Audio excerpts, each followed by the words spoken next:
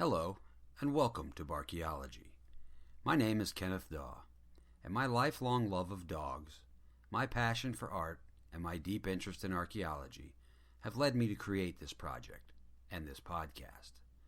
Having traveled extensively for the past 40-plus years, I have visited every historical and archaeological site that I could find, large or small. I then began gaining a deeper insight and understanding of the principles and practices of archaeology through Oxford University's online studies program, which I have since incorporated into my Barkeology book series and related programs. While this series is intended for an adult and teenage academic audience, we have also developed Barkeology Junior for younger children who share this love of dogs, art, and archaeology. Both projects can easily be found through your preferred search engine or through links available on our YouTube channel. So now, let's jump right into episode 3 of Barkeology, Discovering Dogs in Art and Archaeology. This image features an example of Nazca Culture rock art, found on the high Nazca Desert of Peru. The image shown is a geoglyph that features a large dog. The age of the various geoglyphs featured at this site are estimated to be as much as 2,500 years old, making it a truly ancient South American cultural site. As with the pictograph and petroglyph images that were featured in the first 2 episodes of this series, geoglyphs also fall into the category of primitive art. Geoglyphs are also referred to as earth figures, and like all other types of primitive or prehistoric rock art, geoglyphs are also a global phenomenon that is found widely in varying cultures and locations around the world.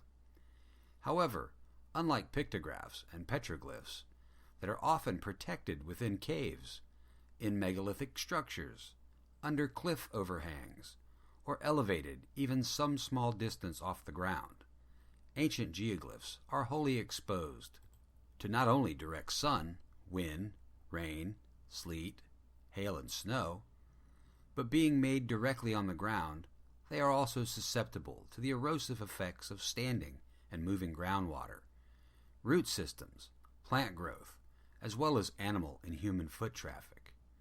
Thus, geoglyphs are easier to find and tend to best survive in arid climates with little precipitation or ground cover. A surprisingly large number of previously undiscovered geoglyphs were found in Brazil only after a large part of the Amazon rainforest had been deforested. While unfortunate in how these earthworks have come to our attention, this type of accidental revelation only serves to broaden our vision as to where else to look for such grand things gone amiss in the overgrowth that often consumes forgotten ancient civilizations.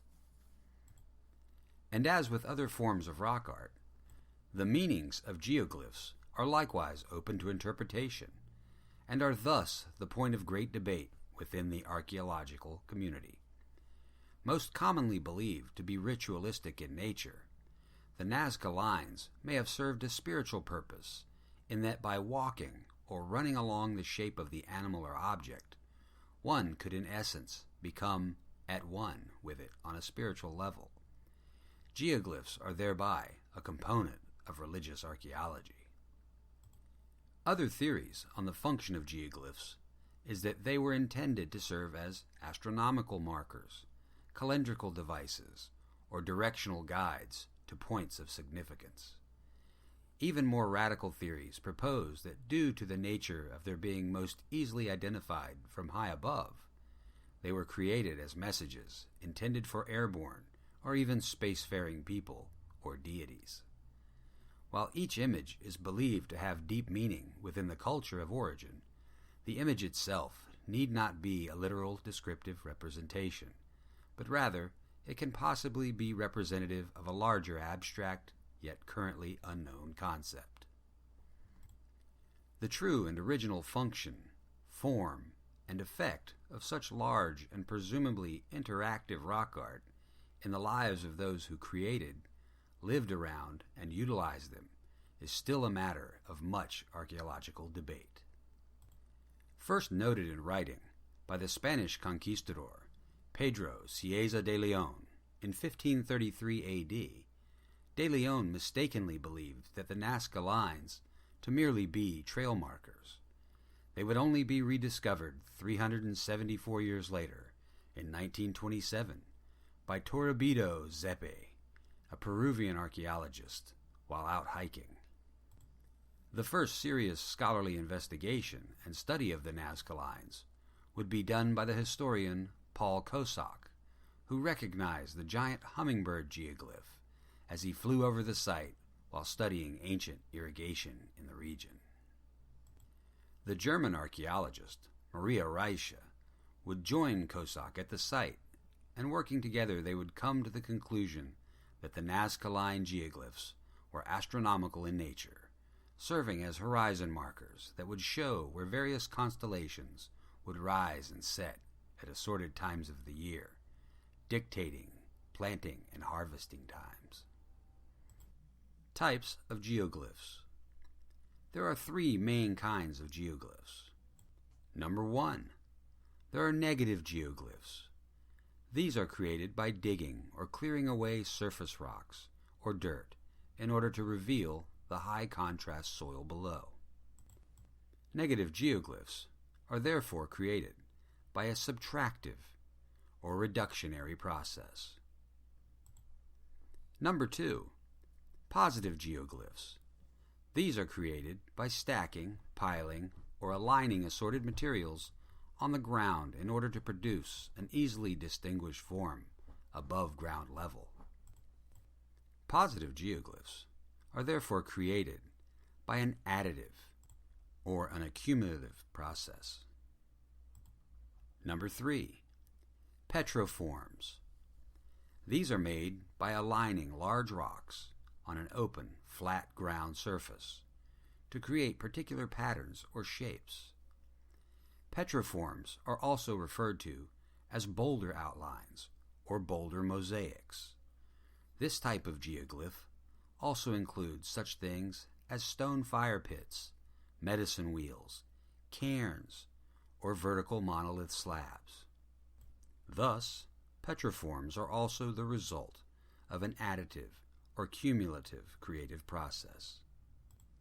While the Nazca lines are clearly geoglyphs, based on the method and materials used in the creation of the image shown, this type of rock art is technically a negative geoglyph, with its image formed by clearing away the surface rock to reveal the lighter dirt below.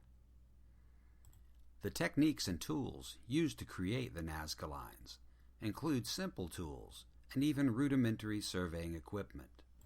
Archaeologists working at the Nazca site have found wooden surveying stakes embedded in the ground at the end of some of the lines that form the characters and shapes. While most geoglyphs are naturally contrasted between the darker surface covering and the lighter subsurface soil, some cultures heighten the effect by coloring the lines of the geoglyph with natural earth pigments, such as white chalk. Examples of this dramatic technique can be seen in the Uffington White Horse, a 260-foot-long British Iron Age negative geoglyph, or in the Cerne Abbas Giant, an early medieval geoglyph depicting an ichthyophallic man carrying a club. Examples of positive geoglyphs would include earthworks, such as the 1,348-foot-long Great Serpent Mound in Ohio, the 60-foot-long Effigy Mounds in Iowa, and the Turgai geoglyphs in Kazakhstan, some of which measure out to over 900 feet wide. As with the rock art featured in episodes number 1 and 2, when looking at geoglyphs, an individual mark, such as the dog in this image, is also called a motif. And likewise, the most common known geoglyph motifs include animals, plants, people, lines, and symbols, which are often referred to as geometric signs. A collection of geoglyphs in a single location is called a group. And although archaeologists always work to preserve and protect all artifacts and excavation sites. The outdoor nature of most geoglyph sites creates a challenge for long-term preservation. Damage from flooding and a lack of tourist management are the biggest threats to sites like the Nazca Lines. However, by accident or by design, the Nazca Lines have two built-in systems of self-preservation, both utilizing natural effects and phenomena. The first being that the row of contour stones along both sides of each line absorb the heat of the sun and create a cushion of hot air that deflects and protects the lines. The second natural protectant is that the lighter subsurface soil contains a type of plaster that hardens in the cool of the night and early morning, thus creating a protective shell over the lines. No other form of rock art is known to incorporate such systems. The Nazca Culture. The Nazca culture arose from their predecessors, the Paracas culture, in roughly 100 BC, and remained a distinctive and distinguished culture until 750 AD, when they were effectively wiped out by widespread flooding. They are believed to have sealed their own fate when they began clearing large numbers of local trees that are known to prevent wind and riverbank erosion in order to plant more corn and cotton. This erosion, in turn, undercut their own irrigation system, leaving them unable to grow even basic food supplies. The Nazca religion was based on agriculture and fertility, incorporating various types of blood sacrifice to appease and persuade their gods to bring rain and bountiful crops. The Nazca religion also used cactus-derived hallucinogens to induce visions and open pathways of communication between man and the gods. Large religious ceremonies took place in the city of Cahuachi and was a decadent scene of feasting and high-value commerce, incorporating such things as fine pottery and woven cloth textiles.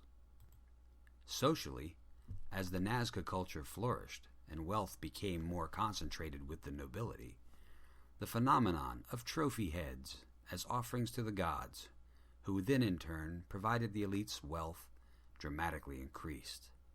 This phenomenon would continue to increase throughout the Middle and Late Nazca periods as the culture steadily declined. Dogs in Nazca culture. The Nazca people kept dogs for many purposes, including hunting, as guards, for entertainment, for ritual sacrifice, and for food. But they were also regarded as status symbols.